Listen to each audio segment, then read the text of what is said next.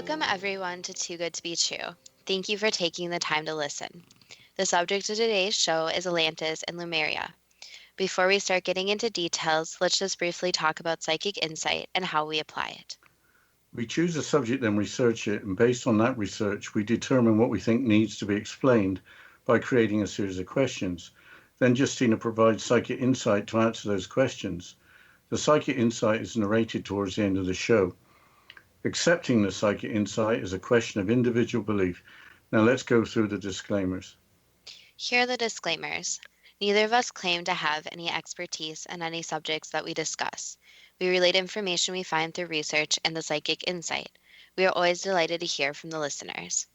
The show only lasts an hour. We don't have the time to present exhaustive research on any topic.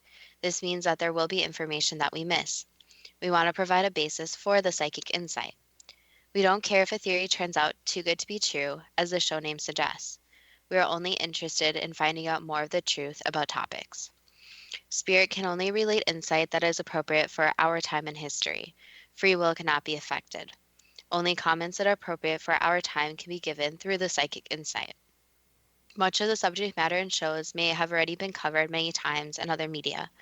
We want to look into subjects in a new, different way and be thought-provoking. We are not so good with pronouncing names, we apologize. Neither of us have any particular knowledge of studies into the possible existence of Atlantis or Lemuria. If we have misstated anything, we apologize. And much of the content for today is based on two novels that are listed under science fiction, authored by a person who claims that the content was provided through psychic channeling.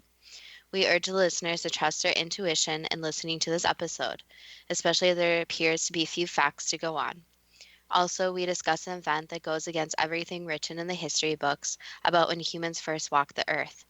Again, we urge listeners to trust their own intuition as well as conducting their own research. Today we're going to discuss Atlantis and Lemuria. Atlantis has been mentioned in another episode of Too Good to Be True, so maybe it's time to look at the stories of the lost civilizations of Atlantis and Lemuria, especially as there appears to be so much interest in the subject of Atlantis. I don't think we need to mention that an episode on ancient civilizations was your idea. I think a lot of people have heard of Atlantis, but not so many have heard of Lemuria. Why don't you give us a quick description of what could be true for both lost continents? Let's start with Lemuria and look in Wikipedia, as Lemuria is the lesser known of the two. Quote, Lemuria is the name of a now discredited 19th century scientific theory which posited a lost land located either in the Indian or Pacific Ocean. The idea was then adopted by the occultists of the time and consequently has been incorporated into pop culture. End quote. With that stunning dismissal of Lemuria, the following is a quote from a Wikipedia article regarding Atlantis. Quote, Atlantis is a fictional island mentioned within an allegory on the hubris of nations in Plato's works Timaeus and Critias, where it represents the antagonistic naval power that besieges ancient Athens, the pseudo-historic embodiment of Plato's ideal state. In the story, Athens repels the Atlantean attack, unlike any other nation of the known world, supposedly giving testament to the superiority of Plato's concept of a state. The story concludes with Atlantis falling out of favor with the deities and submerging into the Atlantic Ocean. End quote. An allegory of the hubris of nations in plain English means a story with a moral centered on the self-pride of nations. If we go by Wikipedia, then there isn't much to discuss. Lemuria has been discredited as never have existing, and Atlantis is merely a fictional island. I think there may be a lot more to discuss, again starting with Lemuria. As recently as January of 2017, the New Scientist magazine published an article entitled Long Lost Continent Found Submerged Deep Under Indian Ocean. I will quote from the article, quote, an ancient continent that was once sandwiched between India and Madagascar now lies scattered on the bottom of the Indian Ocean. The first clues to the continent's existence came when some parts of the Indian Ocean were found to have a stronger gravitational fields than others, indicating thicker crusts. One theory was that chunks of land had sunk and become attached to the ocean crust below. Mauritius was one place with a powerful gravitational pull. In 2013, Louis Ashwal at the University of Witwatersrand in South Africa and his colleagues proposed that the volcanic island was sitting on a piece of old sunken continent. Although Mauritius is only 8 million years old, some zircon crystals on the island's beaches are almost 2 billion years old. Volcanic eruptions may have ejected the zircon from ancient rock below.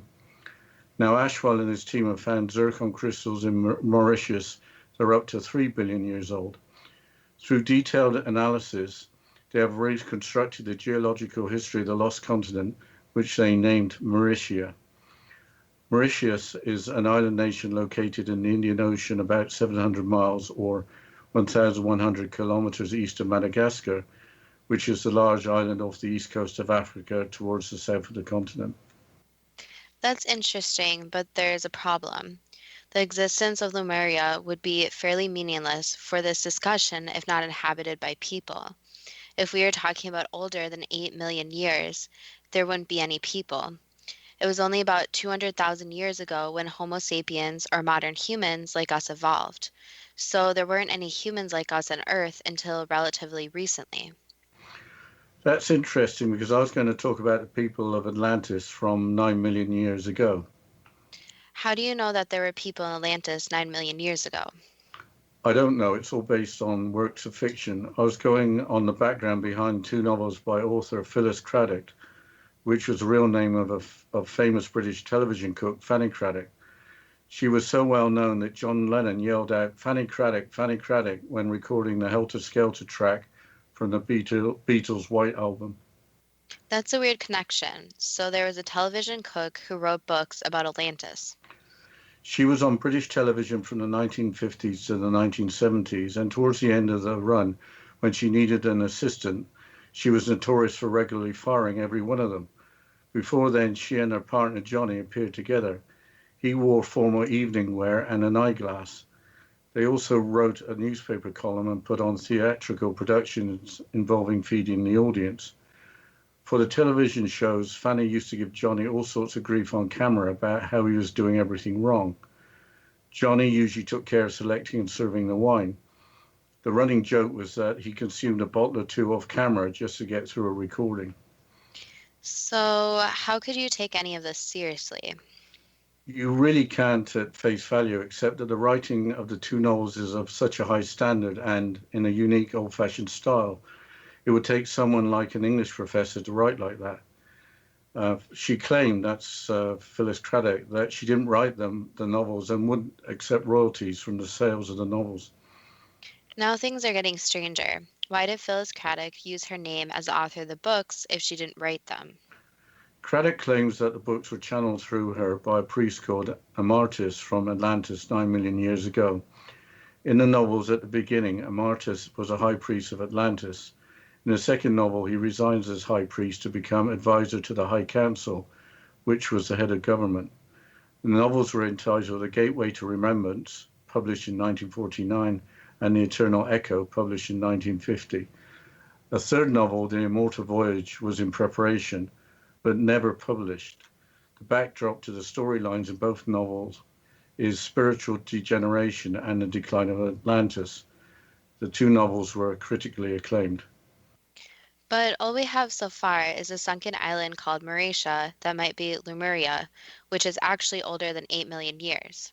We also have a British television personality from decades ago claiming to channel very good books from 9 million years ago from Atlantis. But although the times in history are similar, but the planet didn't have any people on it that long ago. That's where Jonathan Gray comes in. Who is Jonathan Gray? He's a kind of Indiana Jones character, but from New Zealand. He has appeared on the X-Zone radio show with Rob McConnell. This must be leading to the idea that people were on the planet long before 200,000 years ago. Yes, Jonathan Gray has authored a book called Dead Men's Secrets, which includes more than 1,000 artifacts of lost science and technology.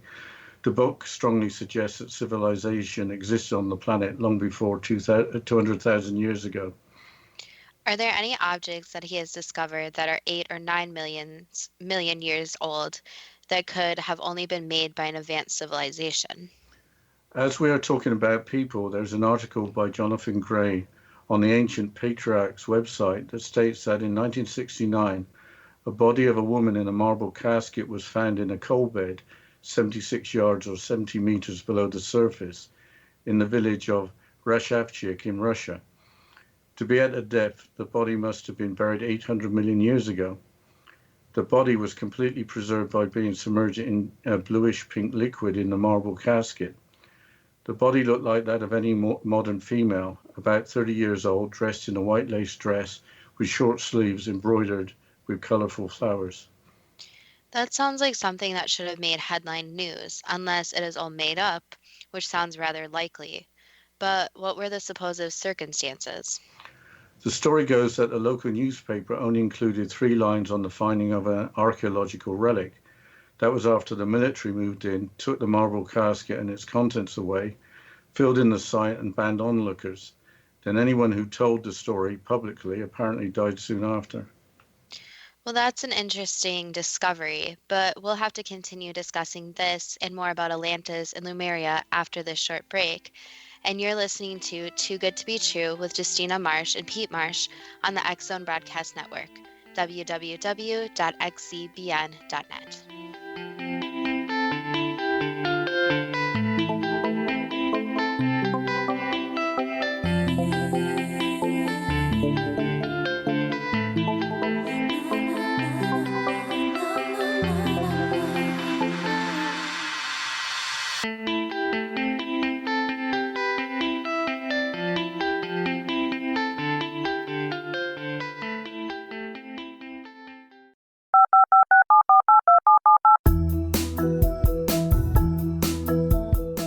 Did you know that when you're on the road with limited data or Wi-Fi, you can still listen to the X Zone Radio Show with Rob McConnell, The Science of Magic with Gwilda Wiyaka, X-1, Dimension X, Space Patrol, and every minute of the X Zone Broadcast Network by calling 213-401-0080, courtesy of Audio Now.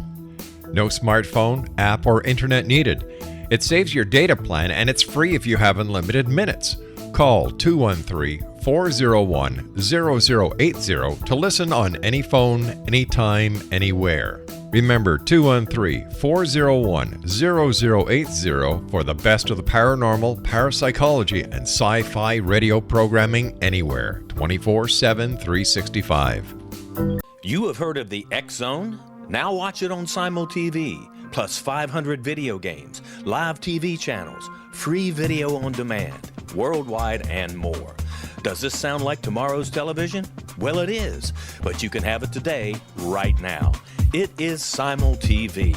Simul TV offers what the others only wish they could provide. 15 exclusive channels like X Zone, sci-fi, and horror.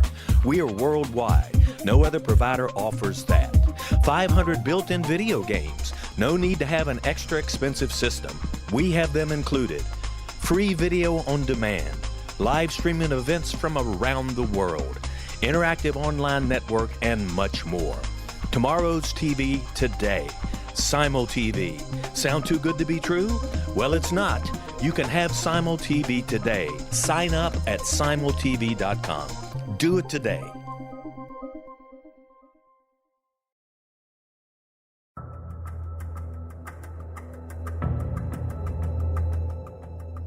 Modern Esoteric, Beyond Our Senses by Brad Olson, consummates the lifology story about where humanity originates.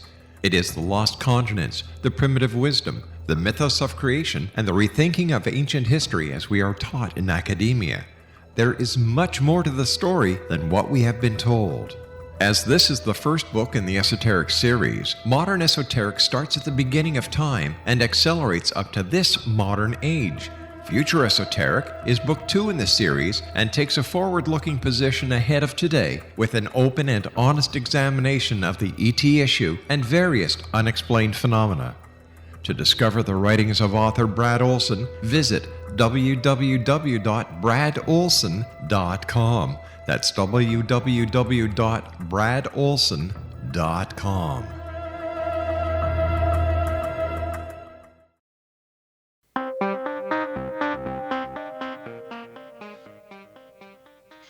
Welcome back to Too Good to Be True. And before the break, we were discussing possible evidence of a coffin that held a body that was older than 200,000 years ago.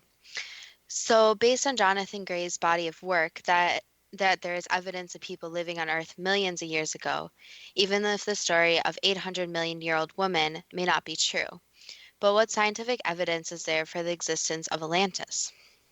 There seems to be many possibilities of where Atlantis could have been situated. The most recent claim was for Spain. In 2017, the documentary Atlantis Rising, shown on the National Geographic Channel, looked at various sites around the Mediterranean, including a large marsh in the Donnelly National Park in southern Spain. The marsh was once an open bay near the Straits of Gibraltar, which as a bay fits in with Plato's description of Atlantis. If we don't have a clear idea of where Atlantis may have been located based on scientific evidence, why don't you summarize the sleeping prophet Edgar Cayce's information included in the previous episode? These are the major points. Edgar Cayce, in a reading, said that Atlantis occupied the area between the Gulf of Mexico and the Mediterranean. Edgar Cayce predicted that the lost city of Atlantis would be discovered and the Bimini Road would be found at a particular time. So different possible sites for Atlantis can be explained by Atlantis being the size of a continent rather than a small island. Different sites might just be different scattered locations associated with the lost continent. That fits in with Edgar Cayce revealing that Atlantis occupied something like the width of the Atlantic Ocean. The Bimini Road, which was discovered in 1968, is a relic of Atlantis, according to Edgar Cayce. Yeah, here's a quote from the Unexplained Mysteries website regarding Cayce's revelation. Quote, in 1933, Edgar Cayce, during one of his trance states, said that records from Atlantis still existed, where a portion of the temples may yet be discovered under the slime of ages of seawater near what is known as Bimini. The little island was not Atlantis itself, he explained, but its outposts, known many thousand years ago as Alta, extending to east coast of Florida and part of a wider Atlantean administration known as Poseidia, comprising the Lesser Antilles. In 1940, the sleeping prophet predicted Poseidia will be among the first portion of Atlantis to rise again. Expect it in 68 and 69, not so far away. The so-called Bimini Road was in fact discovered in 1968 by maverick archaeologist Mason Valentine, while looking for Atlantean remains around the island in the hopes of confirming Cayce's prophecy, end quote. Here's another quote from the same source. The Lucayans referred to in the quote were the indigenous people living in the Bahamas before the Europeans arrived. Quote, the origin and meaning of Bimini are unknown. However, the name appears in the ancient Egyptian language as Bamini-Ni, which means homage to the soul of Min. Min was the Egyptians' divine protector of travelers on far-off journeys, a particularly appropriate god to be worshipped at distant Bimini, if indeed the island had been visited by voyagers from the Nile Valley. Material evidence for an Egyptian, or at any rate an Egyptian-like presence in the Western Atlantic, appeared during the late 1930s, when James Lockwood Jr., an American archaeologist in Haiti, saw a stone statue of the ancient Egyptian god of the dead, Anubis, that had been discovered on an offshore island. The Lucayans knew Bimini as Gonchani, another curious connection with the ancient world, because the name translates as the island of men in the language of the Gonches. These were native inhabitants of the Canary Islands off the northwest coast of North Africa until their utter demise at the hands of the Spanish in the 15th and 16th centuries. End quote. If Atlantis spanned the Atlantic, presumably there would be no great ocean between parts of Africa and parts of North America. So there is some consistency between the possible size and location of Atlantis with the apparent connections to Egypt and the Canary Islands. We shouldn't forget the two sunken pyramids discovered only recently close to the Bahamas. That might indicate a connection with the pyramids in Egypt. After all of that, the existence of Atlantis is based on the writings of Plato, cultural connections across the Atlantic, the readings of Prophet Edgar Cayce, and a lot of conjecture. Also, according to Edgar Cayce Association for Research and Enlightenment website, the timeline was from 210,000 BCE to 10,014 BCE, divided into 3 periods: the early formative centuries, the middle struggling centuries of increasing self-awareness resulting in rising selfishness, the final migration period as Atlantis sank in stages. That timeline fits into the accepted idea for people having existed on Earth, but maybe not with geological time. There is a huge difference between Cayce's timeline and that claimed by Phyllis Craddock for her novels, but sinking in stages, as we will see, seems to generally fit in with Craddock's novels. So, how is Atlantis described in the 2 novels by Phyllis Craddock? As an island continent in the second novel, The Eternal Echo. In that novel and the first novel, Gateway to Remembrance, distance is not described in dimensions like miles, but only in terms of how long to get to a different place on foot or by other means. By the end of the first book, the island's geography had changed due to a volcanic eruption and tidal wave. That was the first disaster of 3, according to the second novel. The foreword to the first novel provides the idea that the first disaster could be thought of in modern terms as an atomic explosion. We hear stories of advanced technology in Atlantis, including nuclear weapons and genetic engineering. What was the technology like in Atlantis as included in the 2 novels? Transport was by foot or horseback, or for the rulers in the main city, litters or sedan chairs. There was use of boats for all the normal purposes. Weapons were hand weapons like knives or swords. They had wine to drink and bake bread. They had temples, gardens, fountains, and administrative buildings. The buildings as described were sophisticated, like Roman buildings. The major staples were fish, birds, and fruit. They held feasts just like the Romans. Unlike the Romans, there was no military or no mention of money. There were constant references to music and musical instruments. What is the writing like? Very old-fashioned and difficult to read. Quoting large passages from it would be pointless. Why don't you give an example? I'll keep it short. This is from page 1 of Gateway to Remembrance. You need to have a dictionary on hand to follow the text. The following quote refers to the state capitol building. Quote, "High above the slender pediment facing over the great gardens and the sweeping city, the sun inviolate of shadows poured down upon the words inscribed upon the tablet. By free will chosen of the people, towards the highest in the service to the Father, Mother, God, which in the all-seeing eye is vested in first service towards all man and womankind," end quote. A pediment is typically the triangular gable placed across vertical columns as seen in classical Greek or Roman architecture. So the front of the building has the all-seeing eye, which is a constant for the Atlanteans that subscribe to highly spiritual beliefs. But the island was called Atlas Alamasius, which is stated as being an early name for Atlantis. It is worth mentioning the foreword written by the publisher. It talks about spiritual decadence leading to the breakdown of civilization in Atlantis as being a lesson for the modern age. How was Atlantis run as described in the 2 novels? Who were the rulers? Atlantis in the novels was run by the adjudicators and the administrators, who had villas near the Capitol building in the central city. There were 7 adjudicators and chiefs, making up the High Council, which was the head of government.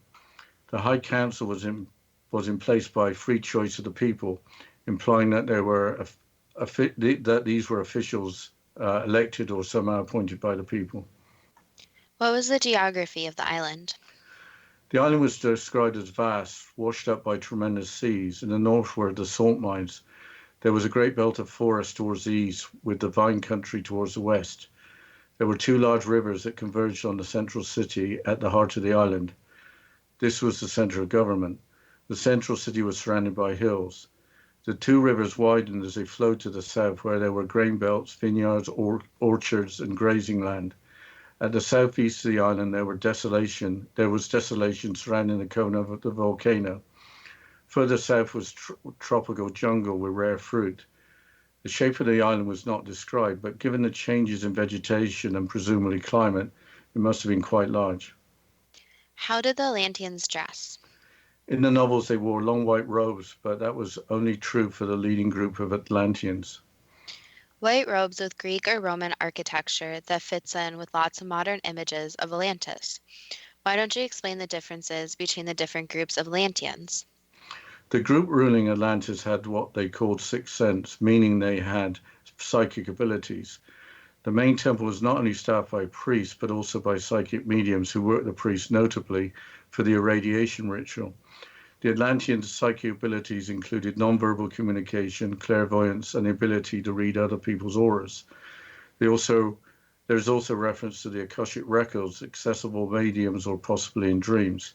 The Akashic records are believed by many modern spiritualists and psychics to document everyone's past and possible future lifetimes. Before the break here, tell a little bit about the irradiation ritual, please. Yeah, I'll get started. In the temple in the central city under the single all-seeing eye, there was music with incense being burned, with a medium taking a place in a designated chair. There were white flowers everywhere. The music involved priests and mediums humming a melody influenced by harmonies from a fourth dimension. I think we're going to have to leave it there. Yes, we'll have to continue describing what the supposed irradiation ritual was after this short break. And you're listening to Too Good to Be True with Justina Marsh and Pete Marsh on the X Zone Broadcast Network, www.xzbn.net.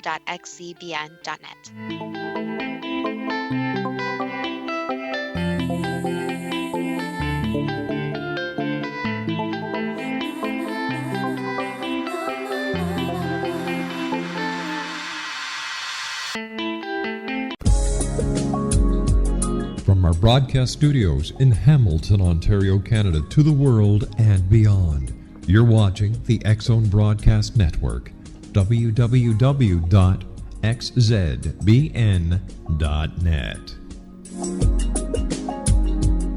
AVS Media Den.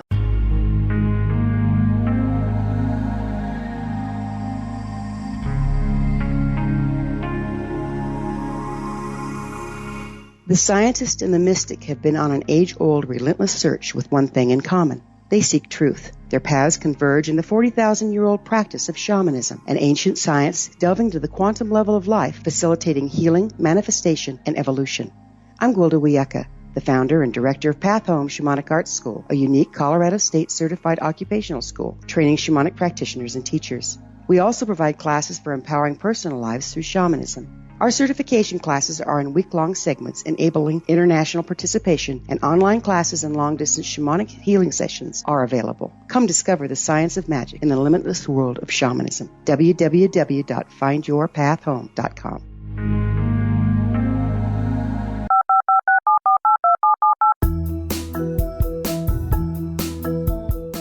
Did you know that when you're on the road with limited data or Wi-Fi, you can still listen to the X Zone Radio Show with Rob McConnell, The Science of Magic with Gwilda Wiyaka, X-1, Dimension X, Space Patrol, and every minute of the X Zone Broadcast Network by calling 213-401-0080, courtesy of Audio Now.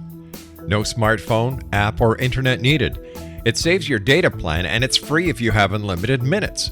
Call 213-401-0080 to listen on any phone, anytime, anywhere. Remember 213-401-0080 for the best of the paranormal, parapsychology, and sci-fi radio programming anywhere, 24/7, 365.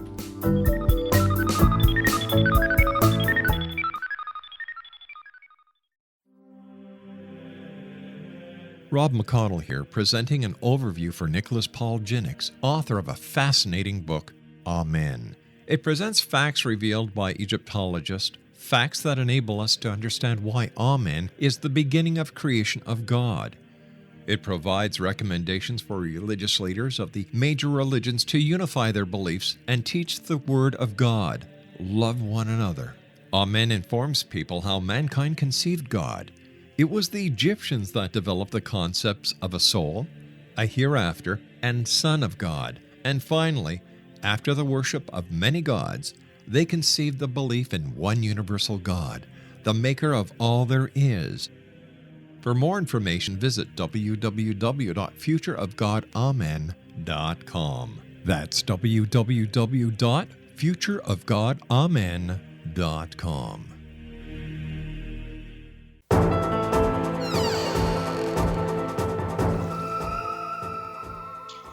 Welcome back to Too Good to Be True. And before the break, we were discussing what Atlantis was like according to the two novels. And Dad, you were just talking about the irradiation ritual and was discussing what that was like. Yes, all the mediums seem to be female, while all the priests seem to be male. The head medium would then address the Father, Mother, God and rededicate the people to their God, while asking for re-empowerment for the people to serve in the right way. Then a silver thread would appear, attaching the medium spirit to the body, and the spirit of the medium would leave her body. Then a new spirit would appear, illuminated by a white and blue light coming from the physical body of the medium. The spirit, a messenger from the Father, Mother, God, touched the cup in front of the two high priests, giving the contents enduring strength of love, and offered the cup to the priest to drink from. Then the spirit would irradiate the masses inside and outside the temple by providing a sacrament of purification. The spirit messenger then faded, with the medium's spirit returning to her body. So the radiation ritual included a mass exposure to a spirit with a reinforcement of spiritual beliefs.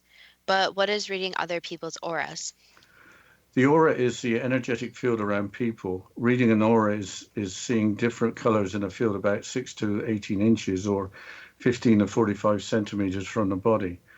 A vibrant color means spiritual awareness. The existence of auras is included in Egyptian and Hindu traditions. What other aspects of spiritualistic beliefs did the Atlanteans believe in?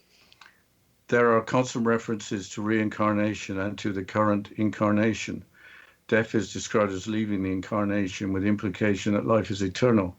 Karma is mentioned, including karma being passed on from previous incarnations. What was different about the other group? That group was called the Emancipates, who had denied sixth sense psychic powers to have in their mind freedom to live in a mortal fashion.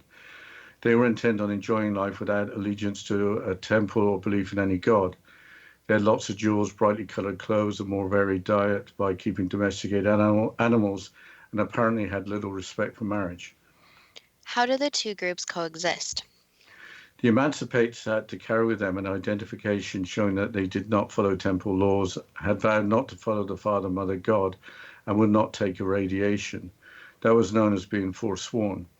The leader of the Emancipates every year had to enter the Great Council chamber and declare their different way of life. The Emancipates generally stayed in their own area of the island, east of the belt of forests.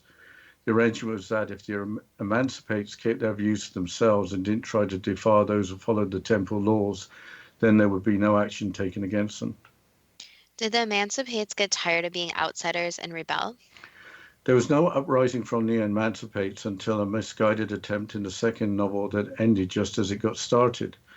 The first novel centered on an attempt to overthrow the Great Council by priests that had turned to what was called the left-handed path. The conventional priests in the temple in Central City and other locations followed what was termed the right-handed path. The Emancipates wanted nothing to do with either path. In the city of Kalemni, to the north of the Central City, a ritual including a mass orgy in a temple celebrating negative behavior was arranged. The ritual was led by a turned priest called Meni, who attempted, with the help of evil spirits from the lowest planes, to destroy by psychic means the rulers and priests of Atlantis during the ritual. However, the ritual was interrupted by an adjudicator-in-chief from the High Council in disguise, who used his psychic powers to kill Meni and others, ending the ritual. In doing so, the adjudicator-in-chief died owing to the tremendous stress on his body. There was mass panic and many were killed in the stampede to get out of the temple. What happened after the overthrow was unsuccessful? The spirit of the dead adjudicator-in-chief, summoned by a medium, provided an explanation for the events. The remaining perpetrators were tracked down and put to death. While tracking down those responsible was still going on, the volcano at the southeast of the island erupted, with a tidal wave flooding the forest to the east side of the island, along with loss of life. At that point, the first novel ends. What is in the next novel? The eternal echo continues 20 years after the volcanic eruption. The flooding of the forest isolates the emancipates. They have no lumber to build ships. Life continues, but with increasing apathy towards the temple and its traditions. There was less interest in attending irradiations for conventional Atlanteans. What actually happens in the second novel? An evil mastermind who was an emancipate pretending to be a legitimate Atlantean leader from the southern city built a secret research laboratory and developed a poison to commit mass murder by poisoning the water supply. An antidote against the poison was also created so they could drink the same water. The evil mastermind was apparently following the left-handed path. This individual wanted to take power for the emancipates by poisoning the rulers of Atlantis. What happened? Was there a civil war? As all of this was happening, unseasonal rain started and continued, with flooding throughout the entire island continent up to the rooftops in the central city. The evil mastermind is then killed by the emancipate leader after he found out his true nature of following the left-handed path. The mass poisoning doesn't happen, with the novel ending with a group of 7 younger individuals setting sail from the central city to the north with a view to a permanent settlement elsewhere. The storyline makes sense for the third title that was in preparation but wasn't published, and that was The Immortal Voyage. Was there any mention of Lemuria in either of the novels? Its existence is mentioned in The Eternal Echo, but there is no detail given at all. On the subject of Lemuria, what do we know about how their home was destroyed? Nothing really, but the naming of Lemuria is interesting. There is no good explanation for the distribution of lemurs from Africa to India and beyond. These are the small primates with the beady eyes and long tails. Because of the distribution of lemurs, there was a suggestion of a landmass in the Indian Ocean between Madagascar and India millions of years ago. Lemuria is named after lemurs. Is there any information available about people living in Lemuria? I couldn't find much at all. There are people who believe they have had a past life in Lemuria, and all sorts of psychics or mediums who claim to have information about the lost island. Apparently, for thousands of years, Polynesians have related the story of a Pacific continent that was once the motherland of mankind. Lemuria is considered to be the home of a root race, according to the book The Secret Doctrine, written in 1888 by Helena Blavatsky. The landmass was situated in the Indian Ocean, according to Blavatsky, existing approximately 150 million years ago. Did you find anything about Lemuria rising again? I couldn't find anything of real substance as a prediction, but where I live was once the ocean floor given the sandy soil, so if you wait long enough in terms of millions of years, some places may rise from the ocean floor. There seems to be a lot of unknowns about Atlantis and Lemuria, even if they actually existed. I think it's time to ask the first question. Yes. Is there a long-lost continent underwater in the Indian Ocean located between India and Madagascar? There's land that has sunk into the ocean, yes. Is that lost continent what remains of Lemuria? Yes. Was the lost continent dry land 8 million or more years ago? Yes. Was the sinking of the lost continent just part of a normal geological process on planet Earth? No. So there was an event that caused the continent of Lemuria to sink? Correct. Was it the result of the actions of the inhabitants of Lemuria? Yes, the action of the peoples and also the actions of the earth. Who inhabited Lemuria? Ancient peoples. Were the 2 novels by Phyllis Craddock channeled by an Atlantean priest from 9 million years ago? Yes. Why was the style of English so hard to follow? Because from the channeling, the English was not the same as today. So in a lot of channeling sessions, English isn't exactly the same unless whoever you are channeling actually has knowledge of today's English. So that's a problem, since even in some channeling sessions, the language may not come over in English. Why wasn't the third novel, The Immortal Voyage, published? It had more private and personal information that wasn't ready for the public. I've already asked a similar question, but did civilization exist on the planet long before 200,000 years ago? Yes. Was a marble casket from 800 million years ago found in a Russian coal mine? Yes. Was there a body of a modern-looking female in the casket? Yes. Why did the authorities rush in and cover up the story? Because discoveries like that aren't ready for the public to see or hear about. And the problem is that there's a lot of discoveries that have a lot of unanswered questions, and it is easier to cover those up than release the information and cause panic. What happened to the casket with a body in it? It's kept in a government facility. Did Atlantis occupy the area between the Gulf of Mexico and the Mediterranean? You could call it Atlantis, yes. Is the Bimini Road a remnant of Atlantis? Yes. Are there portions of temples from Atlantis still to be recovered? Yes, but they are very, very deep in the ocean, so it would take a lot of advancements in technology to actually recover them. Is there a connection between Bimini and ancient Egypt, or is the name Bimini just a coincidence? That's a coincidence. Is the discovery of the stone statue of the Egyptian god of the dead, Anubis, found in Haiti in the late 1930s, evidence of contact between ancient Atlanteans and ancient Egyptians? Yes, but the contact wasn't completely direct, so there were more subtle messages left between the civilizations. Before I ask the next question, Justine, I think you should take us into the break. Yes, we'll continue with the psychic insight and the questions after this short break. And you're listening to Too Good to Be True with Justina Marsh and Pete Marsh on the X Zone Broadcast Network, www.xcbn.net.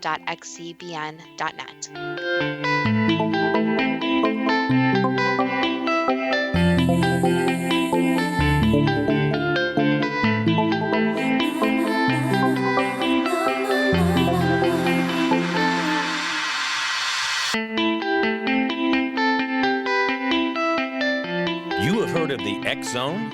Now watch it on Simul TV, plus 500 video games, live TV channels, free video on demand, worldwide, and more. Does this sound like tomorrow's television? Well, it is, but you can have it today, right now. It is Simul TV. Simul TV offers what the others only wish they could provide. 15 exclusive channels like X Zone, sci-fi, and horror. We are worldwide. No other provider offers that. 500 built-in video games. No need to have an extra expensive system. We have them included. Free video on demand. Live streaming events from around the world. Interactive online network, and much more. Tomorrow's TV today. Simul TV. Sound too good to be true? Well, it's not. You can have Simul TV today. Sign up at simultv.com. Do it today. The new nonfiction book, Razor of Madness, is similar to cult movies like Clockwork Orange, Dragon's Tattoo, or The Other Side of Hell. Wayne Morin Jr. and Thomas Lee Howell expose widespread and systematic deficiencies in this thought-provoking tell-all novel. Mind control rages among scholars in law schools. Human rights are ignored while thought reform and mental manipulation are accepted practices used as behavior modification. Dr. Louis Jolyon West comes to mind. Media and public scrutiny shows that United States mental hospitals are in fact destructive murder industries. Razor of Madness expose novel details this epidemic through an in-depth professional and personal investigation. For decades there has been a revolving door policy that still releases killers and pedophiles back into society. The maestro of mind control continues to haunt America to this very day. Razor of Madness is available in paperback or as a downloadable ebook at Amazon.com. I'm William S. Peckham. If you enjoy a good mystery with a touch of the paranormal, then you'll love my novel, From Out of the Woodwork. It's the story of a young Toronto contractor, Sean Kennedy, who buys derelict homes, guts them, and turns them into multifamily dwellings. Slums just waiting to happen. When Sean buys 29 Livery Lane, the house fights back. Former owners unexpectedly come out of the woodwork as he starts the destruction. The apparitions come to him when he touches old books, reads hidden letters, rummages through old boxes, finds a locket, or reads a discovered manuscript of a murder mystery. From Out of the Woodwork will take you from 1899 to the horror of the World Trade Center, September 11, 2001. Check out From Out of the Woodwork on my website, www.williamspeckham.com.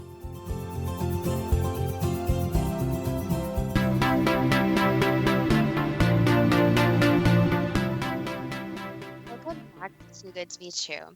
And before the break, we were going through the questions and the psychic insight about Atlantis and Lemuria.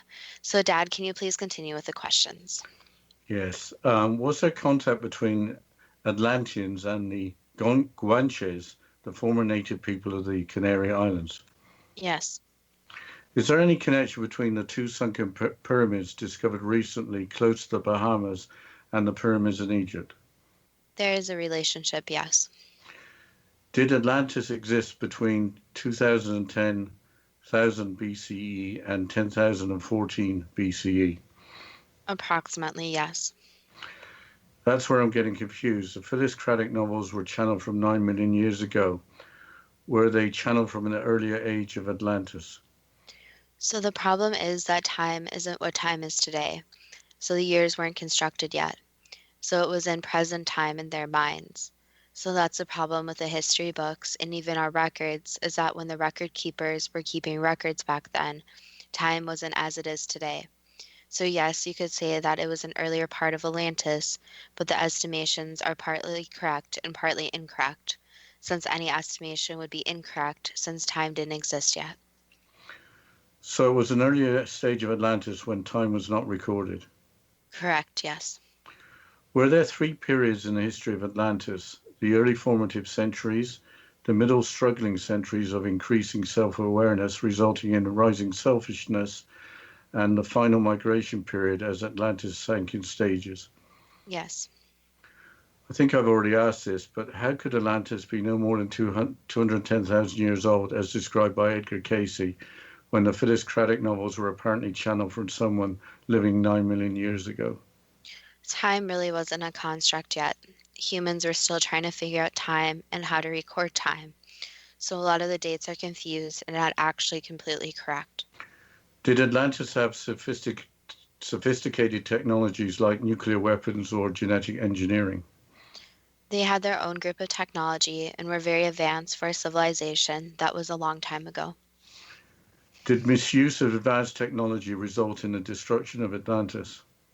Misuse, greed, jealousy, anger, a bunch of negative emotions is what destroyed not only Atlantis, but a lot of the people. In the foreword to the first novel, there is a warning that what happened to Atlantis could happen to us today. Does that mean there is a warning from ancient Atlantis? Bingo. Was the Atlantean civilization described in the Philistocratic novels like the Roman civilization in terms of architecture, transport on foot or on horseback, the making of wine and the food eating? Yes and no. So they had other technology. They were also experimenting with different transportation, including crystal transportation.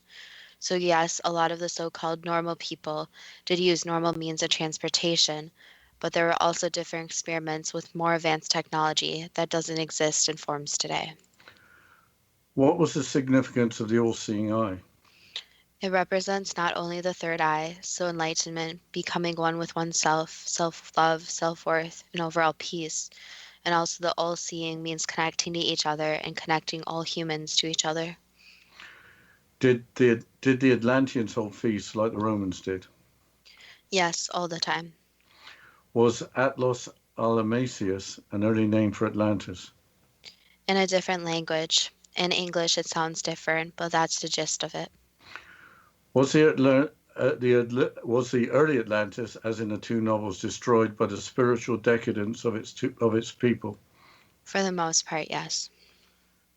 Did Atlantis recover and go on after the time frame of the two novels? So for a while there was a big downfall, and some different people stepped in. But then the downfall became greater, and that ended Atlantis eventually. So there were periods of time where there was this up and down, where things got better, things got worse, but ultimately it all went bad. Was Atlantis governed by a high council of 7 adjudicators in chief? There were more than 7. How could Atlantis be an island continent if it only had 2 major rivers and only had a few cities, as described in the 2 Philistocratic novels? So the size is pretty massive, so that's the problem of any kind of channeling, especially with people from the past, is there's always going to be a kind of bias from the people channeling. Since in their mind it seems small, but when Edgar Casey discussed Atlantis, it seemed very large. So there's this bias of what's large and what's small. But in regards to how large it was basically between their two concepts. So it wasn't spanning the whole ocean, but it wasn't also very tiny either. Did Atlanteans following the temple law dress only in white robes? There were other colors too, so not just white. Did the Atlanteans following the temple law have a sixth sense with psychic abilities, including nonverbal communication, clairvoyance, and the ability to read other people's auras? Yes, for all of the above. Did some Atlanteans have access to the Akashic records? Yes, but they were granted special access. Did some Atlanteans take part in irradiation rituals, which included the use of a medium to act as a vessel for a spirit messenger from the Father, Mother, God? Yes. Did some Atlanteans believe in reincarnation and the existence of karma? Yes, and also the concept of everything having energy and being able to manipulate and see this energy. Was there a group of Atlanteans known as the Emancipates that didn't believe in the Atlantean religion?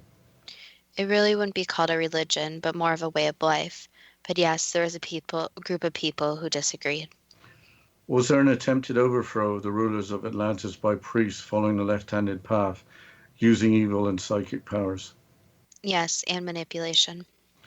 Did the Emancipates want nothing of any religion, including both the right-handed path and the left-handed path? Yes. Did the people of Atlantis become less interested in religious beliefs? Not really religious beliefs, but they became more interested in their own ways and not having as many rules. So that's the problem with a lot of societies, is that when there's so many rules put into place, people start to rebel. Did an evil mastermind following a left-handed path want to take power for the Emancipates by poisoning the rulers of Atlantis? Poisoning, spiritual attacks, etc. So there is many warfare tactics used.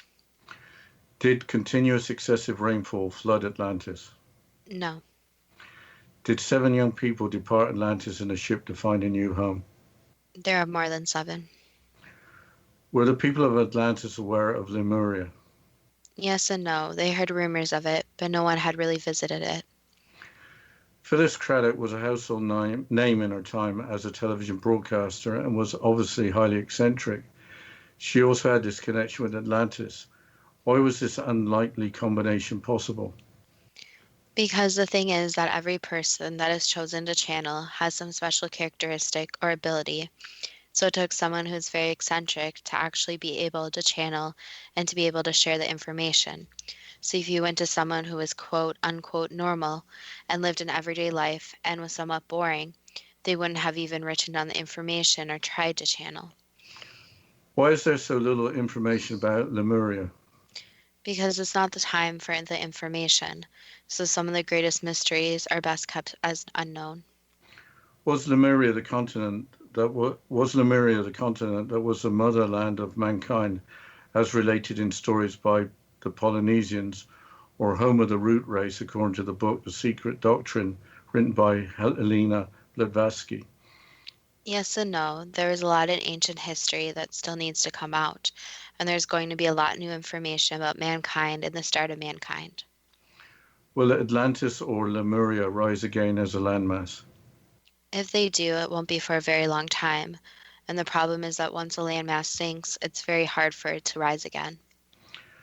Well, that was the last answer. Were the existence of the ancient civilizations of Atlantis and Lemuria too good to be true?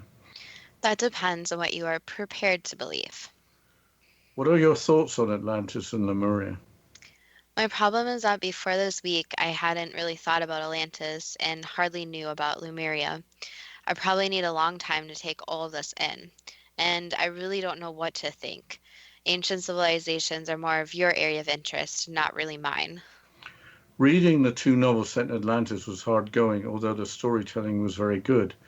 Nowhere in the body of either novel does it say that negativity and apathy led to natural disasters.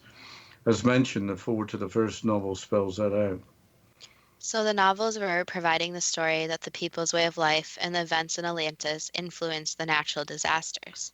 Yes, and at the end of both the novels, it didn't matter if you were a hero or anti-hero or neither. The natural disasters were going to harm you if you were in the way.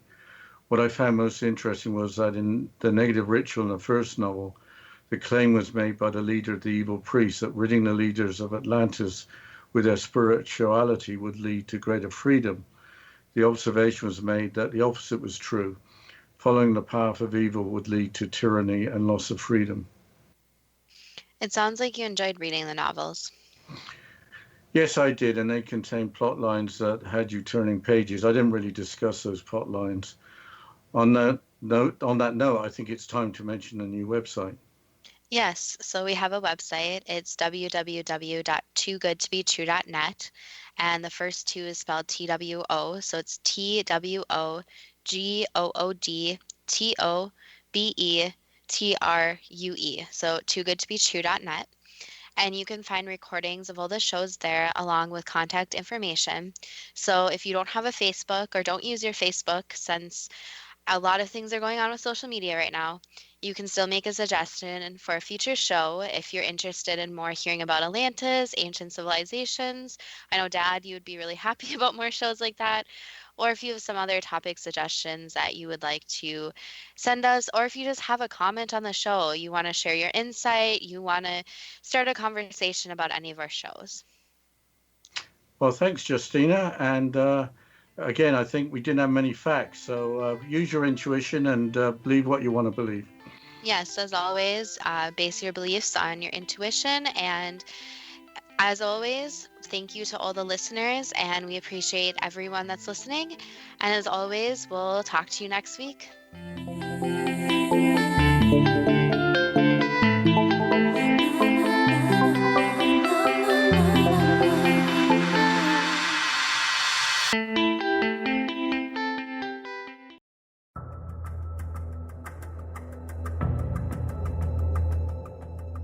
Modern Esoteric, Beyond Our Senses by Brad Olson, consummates the lifeology story about where humanity originates. It is the lost continents, the primitive wisdom, the mythos of creation, and the rethinking of ancient history as we are taught in academia. There is much more to the story than what we have been told. As this is the first book in the Esoteric series, Modern Esoteric starts at the beginning of time and accelerates up to this modern age. Future Esoteric is book 2 in the series and takes a forward-looking position ahead of today with an open and honest examination of the ET issue and various unexplained phenomena. To discover the writings of author Brad Olson, visit www.bradolson.com. That's www.bradolson.com.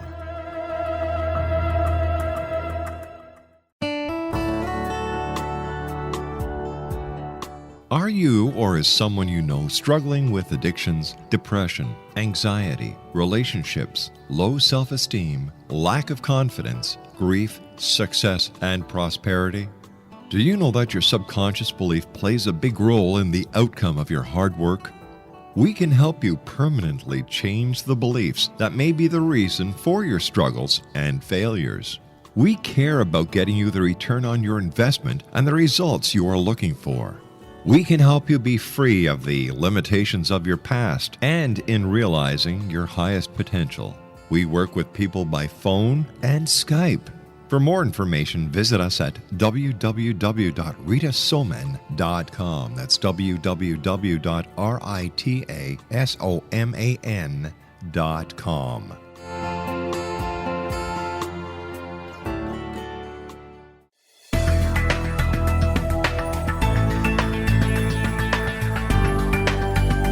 Do you think you have energy problems in your home? Do you feel better when you're away than when you're home? Joey Korn is a global leader in the world of dowsing who specializes in personal energy clearing and space clearing. He can help you create an ideal energy environment in your home no matter where you live in the world. Learn about his remote spiritual house cleaning services and much more at www.dowsers.com. You can get Joey's book, Dowsing, A Path to Enlightenment, as well as other dowsing books and tools, Kabbalah books, and Walter Russell books. Joey's work is really amazing. Go to dowsers.com right now. That's DOWSERS.com or call 1-877-DOWSING. That's 1-877-369-7464.